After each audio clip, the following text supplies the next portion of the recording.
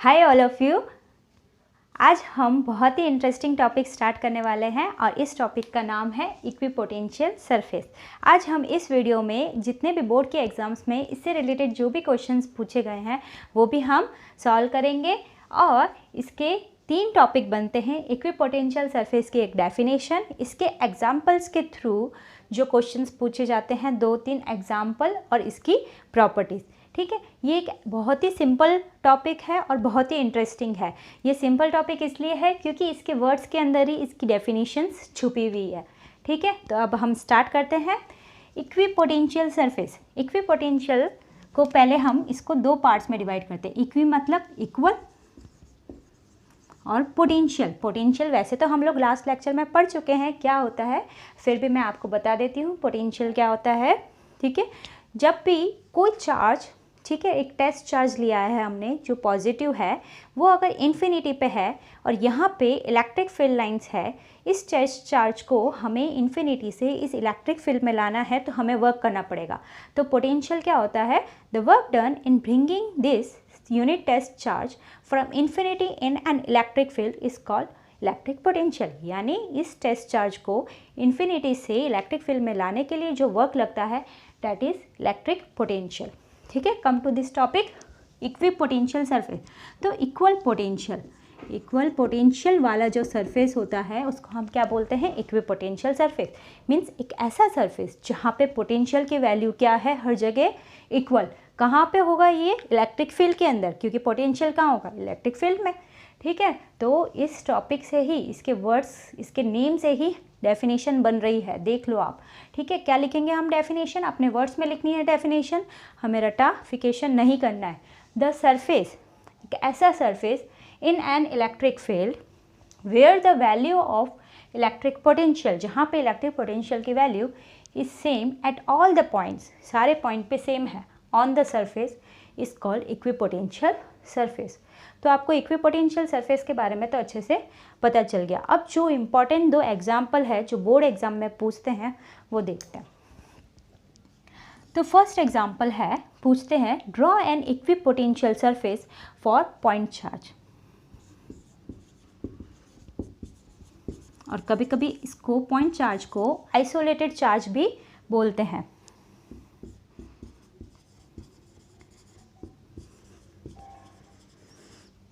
आप point charge positive भी ले सकते हैं और नेगेटिव भी ले सकते हैं।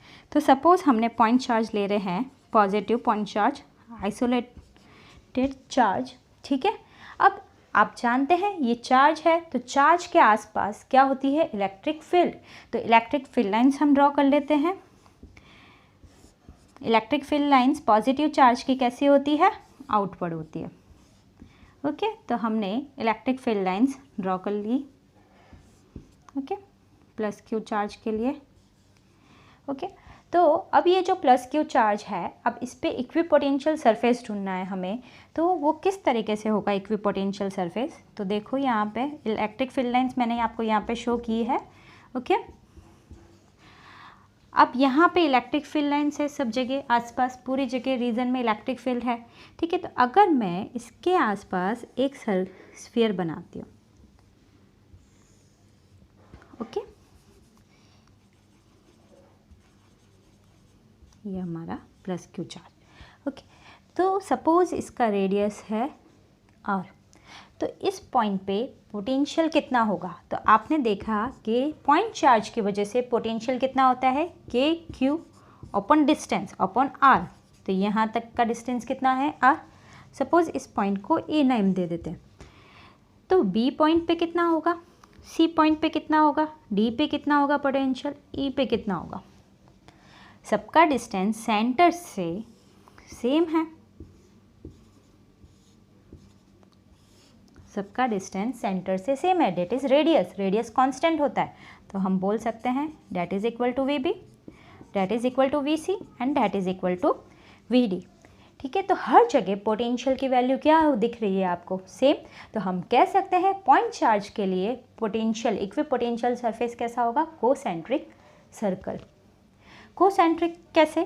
क्योंकि अगर मैं दूसरा सर्कल भी ड्रॉ करती हूँ तो इस सर्कल पे भी हर पॉइंट पे ठीक है, इसका रेडियस अगर R2 ले लेते हैं, ठीक है, तो हर पॉइंट पे यहाँ से सेंटर से लेके इस पॉइंट पे भी 1 2 3, इसका रेडियस मैंने क्या लिया है R2। तो V1 V2 V3 सब पे पोटेंशियल कितना होगा KQ/R2,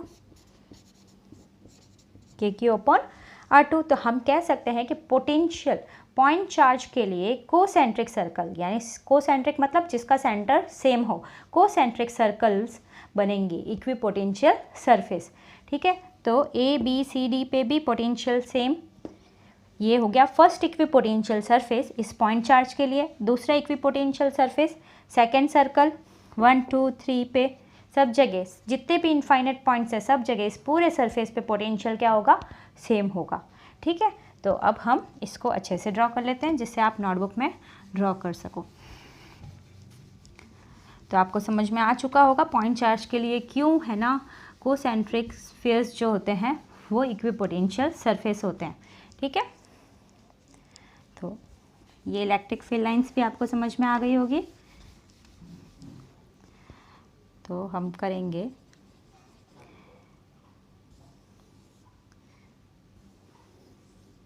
आप राउंडर से और इस तरीके से 2-3 ऐसे ड्रॉ कर सकते हैं। ठीक है, टेक्स्ट बुक में भी देख सकते हैं आप किस तरीके से इसको ड्रॉ करना है।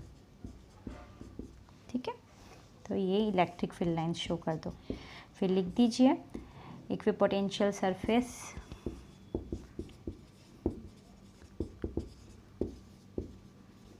ठीक है, इक्विपोटेंशियल सरफेस। तो इधर पूरी जगह सपोज V1 ले लेते हैं, सेकेंड सर्कल पे पूरी जगह V2 ले लेते हैं और थर्ड पे पूरी जगह V3 ले लेते हैं।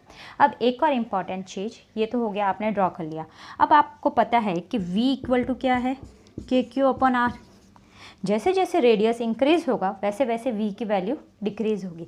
तो V1 ज़्यादा होगा compare to V2 compare to V3। तो इस पूरे सर्कल पे V1 होगा, इस पूरे सर्कल पे V2 होगा और इस पूरे सर्कल पे V3। और हम ये भी लिख सकते हैं साइड में कि V1 is greater than V2, ठीक है, और V3। तो V1 सबसे ज़्यादा, फिर V2, फिर V3, क्योंकि जैसे जैसे डिस्टेंस इंक्रीज होगा वैसे वैसे इसका पोटेंशियल जो है डिक्रीज होगा। ठीक है, समझ गए आप? सो ये आप नोट डाउन कर लीजिए, फिर हम सेकेंड एग्जाम्पल देखते हैं। पॉज करके या स्क्रीनशॉट भी ले सकते हैं। पहले डेफिनेशन लिख लो, फिर ये फर्स्ट एग्जाम्पल लिख लो, फिर हम सेकेंड एग्जाम्पल करते हैं। ठीक है, स्टार्ट करते हैं हम सेकेंड एग्जाम्पल।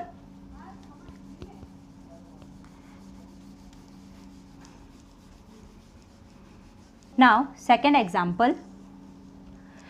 एग्जाम्पल के अंदर पूछते हैं कि draw equipotential surface for uniform electric field. किसके लिए?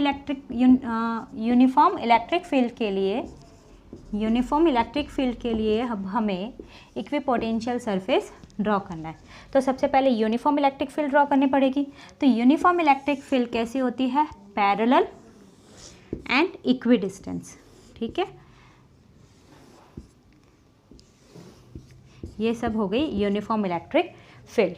अब यूनिफॉर्म इलेक्ट्रिक फील्ड पे आप देख सकते हैं कि इस पॉइंट पे, इस पूरे लाइन पे पोटेंशियल सेम होगा क्योंकि इलेक्ट्रिक फील्ड सेम होगी।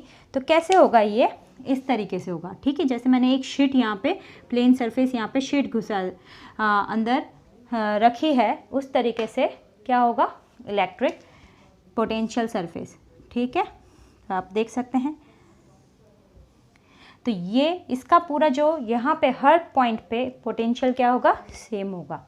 हर पॉइंट पे पोटेंशियल क्या होगा? सेम। सपोज मैं नेम दे देती हूँ V1, सरफेस 1 ले लिया। यहाँ पे भी पोटेंशियल सेम होगा, इस पूरे सरफेस पे हर जगह पोटेंशियल सेम होगा। एक तरह से एक प्लेन सरफेस है। ठीक है, वैसे ही थर्ड ऐसे आप 2-3 शो कर सकते हैं। ठीक है, यहाँ पे पूरी जगह V2 होगा और यहाँ पे पूरी जगह सपोज V3 होगा। ठीक है, यहाँ पे भी हम कह सकते हैं जैसे जैसे डिस्टेंस इंक्रीज होगा पोटेंशियल की वैल्यू डिक्रीज होती जाएगी। ठीक है, तो V1 is greater than V2 is greater than V3। Simple. Okay, तो यूनिफॉर्म इलेक्ट्रिक फील्ड के लिए भी हमने इक्विपोटेंशियल सरफेस ड्रॉ कर लिया। ये इक्विपोटेंशियल सरफेस है जहाँ पे जिस सरफेस पे पोटेंशियल इक्वल है। ओके। सो अब हम इसकी प्रॉपर्टीज़ देखते हैं, ठीक है। ये आप नोट डाउन कर लीजिए। आई होप आप लोगों ने लिख लिया होगा।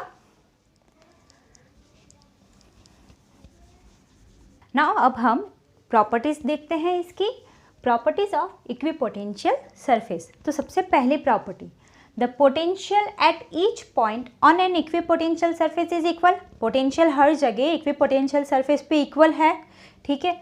Thus, the work done in moving a point charge from one point to another point is zero. तो वर्क डन क्या होगा, अगर चार्ज को एक पॉइंट से दूसरे पॉइंट पे लेके जाएंगे तो वर्क डन क्या होगा, ज़ीरो होगा। ये इसकी फर्स्ट प्रॉपर्टी है कि वर्क डन क्या होगा, ज़ीरो होगा। वर्क डन क्या होगा, एक्सटर्नली ज़ीरो। अब कैसे होगा, अब हम ये देखते हैं, ठीक है। वापस हम लोग अपना पॉइंट चार्ज ले लेते हैं, ठीक है। पहले एक पॉइंट चार्ज, अब ये जो है एक इसका इक्विपोटेंशियल सरफेस लिया है हमने। तो इक्विपोटेंशियल सरफेस है, यहाँ से लेके यहाँ तक का डिस्टेंस r है, पूरी जगह रेडियस है।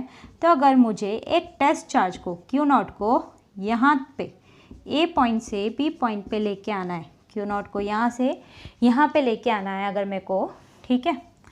Q0 को यहाँ से यहाँ लेके आना है, ठीक है। तो जो वर्क डन लगेगा इक्विपोटेंशियल सरफेस पे वो क्या होगा, ज़ीरो होगा। ये प्रॉपर्टी हमें बता रही है, बट कैसे होगा, हमें पता है कि ए पॉइंट और बी पॉइंट पे पोटेंशियल क्या है, सेम है।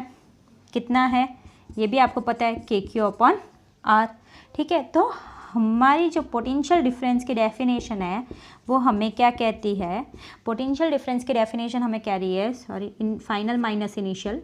पोटेंशियल डिफरेंस क्या होता है, final minus initial. Final potential जहाँ हमें लेके आना है, minus initial external work, that is work done per unit charge, जो हम उस चार्ज पे कर रहे हैं एक पॉइंट से दूसरे पॉइंट पे लेके आने के लिए, दैट इज पोटेंशियल डिफरेंस। एक पॉइंट से दूसरे पॉइंट पे लेके आने के लिए जो वर्क कर रहे हैं, ठीक है। तो work done per unit charge. तो अगर VB माइनस VA, VB और VA दोनों सेम है तो VB माइनस VA क्या हो जाएगा, ज़ीरो। अगर VB माइनस VA ज़ीरो हो जाएगा तो वर्क एक्सटर्नल ये क्या हो जाएगा, ऑब्वियसली ज़ीरो। Q0 उधर चला जाएगा तो वर्क एक्सटर्नल क्या हो जाएगा, Q0 इंटू ज़ीरो, ज़ीरो। तो वर्क एक्सटर्नल हमें क्या मिलेगा, ज़ीरो। इसलिए इन्होंने लिखा है the potential at each point, potential हर एक पॉइंट पे इक्विपोटेंशियल सरफेस पे इक्वल है, इसलिए वर्क डन क्या है, ज़ीरो है। तो work done in moving a charge from one point to another, from one point to another is zero. समझ में आ गया आपको फर्स्ट प्रॉपर्टी, ठीक है। जब भी हम इक्विपोटेंशियल, यूनिफॉर्म इलेक्ट्रिक फील्ड भी ले सकते हैं आप, ठीक है। ये हमने यूनिफॉर्म इलेक्ट्रिक फील्ड लिया और इसका इक्विपोटेंशियल, यहाँ पे Q0 है ए पॉइंट पे, इसको बी पॉइंट पे लेके आते हैं तो वर्क डन क्या हो जाएगा, ज़ीरो हो जाएगा। क्यों, क्योंकि VA और VB की दोनों की पोटेंशियल की वैल्यू क्या है, सेम है। ओके, आई होप आप लोगों को फर्स्ट प्रॉपर्टी समझ में आ चुकी होगी। तो फर्स्ट प्रॉपर्टी आप लिख लो, फिर अब हम सेकंड प्रॉपर्टी डिस्कस करते हैं। ओके, स्क्रीनशॉट ले लो या पॉज करके लिख लो। Okay, so let's start our second property. So अब हम लोग नेक्स्ट प्रॉपर्टी पे चलते हैं। Second property, the direction of electric field is always perpendicular to the plane of equipotential surface. क्या कह रहे हैं कि इक्विपोटेंशियल सरफेस पे इलेक्ट्रिक फील्ड की जो डायरेक्शन है वो हमेशा परपेंडिकुलर होगी, ठीक है। तो ये इसकी सेकंड प्रॉपर्टी अब कैसे होगी वो भी देख लेते हैं अब हम लोग, ठीक है। तो पहले तो वही वाला हम अपना पॉइंट चार्ज ले लेते हैं। ये हमने एक ले लिया सर्कल, ओके। तो इससे इलेक्ट्रिक फील्ड लाइन कैसी होगी, इस तरीके से होगी, ठीक है। तो आप देख सकते हैं कि फर्स्ट सर्कल लिया है, सेकंड सर्कल, ठीक है। इसको भी इलेक्ट्रिक फील्ड लाइन को और आगे कर लेते हैं। तो ये हो गई हमारी इलेक्ट्रिक फील्ड लाइन। तो आप देख सकते हैं कि डायरेक्शन जो है इलेक्ट्रिक फील्ड लाइंस के वो इक्विपोटेंशियल सरफेस पे कैसी है, perpendicular. Similarly uniform electric field के लिए भी आप देख सकते हैं कि ये इलेक्ट्रिक फील्ड लाइन है, ओके, और ये हमारा इक्विपोटेंशियल सरफेस है। तो इसकी डायरेक्शन कैसी है इलेक्ट्रिक फील्ड लाइन की, परपेंडिकुलर, ठीक है। ये इस तरीके से है तो ये अंदर जा रहा है, ठीक है, इस तरीके से। तो डायरेक्शन कैसी होगी, परपेंडिकुलर, ठीक है, तो हम कह सकते हैं कि हमेशा इक्विपोटेंशियल सरफेस पे इलेक्ट्रिक फील्ड की जो डायरेक्शन होगी वो कैसी होगी, परपेंडिकुलर। ठीक है, इस तरीके से भी बता सकते हैं और हम इस तरीके से भी बता सकते हैं। ठीक है, potential difference that is dV equals to, हमने डेफिनेशन के हिसाब से देखा था रिलेशन बिटवीन, हमने देखा था relation between potential and electric field line. तो क्या था, dV equal to minus E dot dr, vector dr। यानी अगर हम लोग छोटा डिस्प्लेसमेंट करते हैं, पोटेंशियल तो डिफरेंस क्या होगा, ज़ीरो होगा, क्योंकि हर एक सरफेस पे पोटेंशियल क्या है, सेम है। यहाँ पे A पॉइंट पे, P पॉइंट पे, सब जगह पोटेंशियल सेम है, तो ये तो हो गया ज़ीरो। ठीक है, पोटेंशियल डिफरेंस तो हो गया ज़ीरो।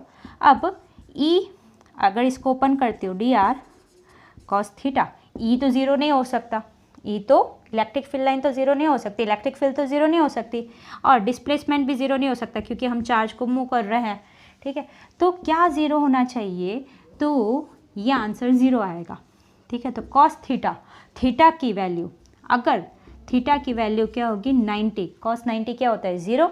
अगर थीटा की वैल्यू 90 होती है तो हम कह सकते हैं, सॉरी, थीटा की वैल्यू 90 होती है तो हम कह सकते हैं कि पोटेंशियल ज़ीरो आएगा, आंसर ज़ीरो आएगा, क्योंकि आंसर तो ज़ीरो है, क्योंकि पोटेंशियल डिफरेंस तो ज़ीरो होगा, क्योंकि हर जगह इक्वी पोटेंशियल पे सरफेस पे पोटेंशियल की वैल्यू इक्वल है, तो आंसर ज़ीरो है। इसका मतलब इलेक्ट्रिक फील्ड ज़ीरो नहीं हो सकती, डिस्प्लेसमेंट ज़ीरो नहीं हो सकता, इसका मतलब थीटा की वैल्यू 110% क्या होनी चाहिए, 90 डिग्री, यानी ई जो है इलेक्ट्रिक फील्ड लाइन कैसा होना चाहिए, परपेंडिकुलर होना चाहिए सरफेस के। ठीक है, तो ये है आपकी सेकंड प्रॉपर्टी कि electric field lines, direction of electric field line is perpendicular to the equipotential surface. ठीक है, फर्स्ट प्रॉपर्टी क्या देखी हमने कि वर्क डन क्या है, ज़ीरो, इलेक्ट्रिक फील्ड लाइन क्या है, परपेंडिकुलर, ठीक है, टू इक्विपोटेंशियल सरफेस। ठीक है, अब थर्ड प्रॉपर्टी देखते हैं, ये आप लिख लो, नोट डाउन कर लो पॉज करके। Okay, so let's start third property. अब हम लोग थर्ड प्रॉपर्टी देखते हैं। थर्ड प्रॉपर्टी क्या है, no two equipotential surface cut each other, कोई भी दो इक्विपोटेंशियल सरफेस एक दूसरे को कट नहीं करेगा। अगर कट करता है, because then there would be two value of electric potential, अगर कट करेगा इसका मतलब दो वैल्यू है इलेक्ट्रिक पोटेंशियल की at the intersection point which is not possible, तो वो पॉसिबल नहीं है। Let's see from example. ठीक है, अगर ये यूनिफॉर्म इलेक्ट्रिक फील्ड है, यहाँ पे हमारा इक्विपोटेंशियल सरफेस है, अगर इसको एक दूसरा इक्विपोटेंशियल सरफेस कट करता है, इसका मतलब यहाँ पे वैल्यू क्या होगी, V2 जो थी V2 और यहाँ पे होगी V1, दोनों की इक्विपोटेंशियल सरफेस की वैल्यू अलग होगी, तो ये V1 ये V2। ठीक है, तो यानी दो वैल्यू हो गई इक्विपोटेंशियल सरफेस पे, और वो क्या चीज़ है, पॉसिबल नहीं है। ठीक है, ये हमने इलेक्ट्रिक फील्ड लाइंस की जब प्रॉपर्टीज़ पढ़ा था तब भी हमने कहा था कि इलेक्ट्रिक फील्ड लाइंस जो है वो एक दूसरे को इंटरसेक्ट नहीं कर सकती, क्योंकि अगर इलेक्ट्रिक फील्ड लाइन इंटरसेक्ट करती है तो इस पॉइंट पे दो वैल्यू हो जाएगी इलेक्ट्रिक फील्ड लाइन की, और वो चीज़ पॉसिबल नहीं है। ठीक है, so no two equipotential surface cut each other, if do so then there would be two values of electric potential which is not possible. Okay, because then there would be two values of electric potential at the intersection point which is not possible. तो third property भी आपको समझ में आ गई। First property क्या थी, first property थी कि वर्क डन क्या होता है, एक चार्ज को एक पॉइंट से दूसरे पॉइंट पे लेके आने के लिए इक्विपोटेंशियल सरफेस पे वर्क डन ज़ीरो लगता है। सेकंड प्रॉपर्टी क्या आती है हमारी कि इलेक्ट्रिक फील्ड लाइन का जो डायरेक्शन है वो इक्विपोटेंशियल सरफेस के हमेशा परपेंडिकुलर होगा। और थर्ड प्रॉपर्टी क्या है हमारी कि no two equipotential surface intersect each other. Okay, now इसको लिख लो, नोट डाउन कर लो पॉज करके। और अब हम फोर्थ प्रॉपर्टी पे चलते हैं, ये लास्ट प्रॉपर्टी है इसकी। ओके, सो मैं इसको रब कर देती हूँ। नाउ अब हम फोर्थ प्रॉपर्टी पे चलते हैं, और फोर्थ प्रॉपर्टी हमें बता रही है the surface of a conductor, conductor का surface is always equipotential, conductor का सरफेस जो है वो हमेशा इक्विपोटेंशियल रहेगा। कैसे, सपोज एक कंडक्टर है, ठीक है, एक स्फीयर है जो कंडक्टिंग स्फीयर है, ठीक है, पूरा जैसे कोई मेटल का स्फीयर हो, ठीक है, जो हम पेंडुलम के लिए वो स्फीयर यूज़ करते हैं मेटल का, वो भी, ठीक है। तो एक कंडक्टर स्फीयर है, अगर हम इसको चार्ज करते हैं, क्या करते हैं हम लोग इसको चार्ज करते हैं, अगर हम लोग इसको पॉजिटिव चार्ज देते हैं, तो पॉजिटिव चार्ज देते हैं तो ये एक दूसरे को क्या करेंगे, रिपल करेंगे, रिपल्शन होगा, रिपल्शन होगा। तो रिपल्शन होके अब ये कंडक्टर है तो चार्जेस फ्लो कर सकते हैं, फ्लो कर सकते हैं, तो फ्लो होके ये चार्जेस आ जाएंगे सरफेस पे। हमेशा कंडक्टर में जब भी हम चार्ज करते हैं तो चार्जेस एक दूसरे को रिपल्शन करके फ्लो करके पूरे कहाँ आ जाएंगे, इधर से हट के सब फ्लो होके कहाँ आ जाएंगे, सरफेस पे, और इक्वली डिस्ट्रीब्यूट हो जाएंगे, इक्वली डिस्ट्रीब्यूट हो जाएंगे। इसलिए हम कह सकते हैं कि कंडक्टर का सरफेस हमेशा इक्विपोटेंशियल सरफेस होगा, ठीक है। तो फर्स्ट प्रॉपर्टी हमने देखी, फर्स्ट प्रॉपर्टी क्या थी, work done in bringing a charge from one point to another point in an equipotential surface is 0। Second property हमने क्या देखी कि direction of electric field line is perpendicular to equipotential surface always, okay. And third property हमने क्या देखी, third property हमने देखी कि जो इक्विपोटेंशियल सरफेस है, ठीक है, वो कभी एक दूसरे को कट नहीं करते। अगर कट करते हैं तो इसका मतलब दो वैल्यू होगी पोटेंशियल की, वो पॉसिबल नहीं है। No two equipotential surface cut each other. और फोर्थ प्रॉपर्टी हमने क्या देखी कि कंडक्टर का जो सरफेस है वो हमेशा कैसा होता है, इक्विपोटेंशियल, ठीक है। तो इक्वल पोटेंशियल सरफेस की, इक्विपोटेंशियल सरफेस की डेफिनेशन देखी आपने कि ऐसा सरफेस जहाँ पे पोटेंशियल क्या हो, इक्वल हो, ठीक है। The surface in an electric field where the value of potential is equal at every point, that is equipotential surface. फिर हमने उसके दो एग्जाम्पल देखे पॉइंट चार्ज के लिए इक्विपोटेंशियल सरफेस कैसा होता है, कॉन्सेंट्रिक सर्कल्स, और यूनिफॉर्म इलेक्ट्रिक फील्ड के लिए plane surface, okay. So I hope आप लोगों को ये टॉपिक बहुत ही अच्छे से समझ में आया होगा। इसमें सारे बोर्ड के क्वेश्चंस जो है वो इंक्लूड हो चुके हैं, इसके अलावा बोर्ड के अंदर एक भी क्वेश्चंस इसके बाहर नहीं आता है, ओके। इतना आपने कर लिया मीन्स आपका ये टॉपिक कंप्लीट हो चुका है, ओके।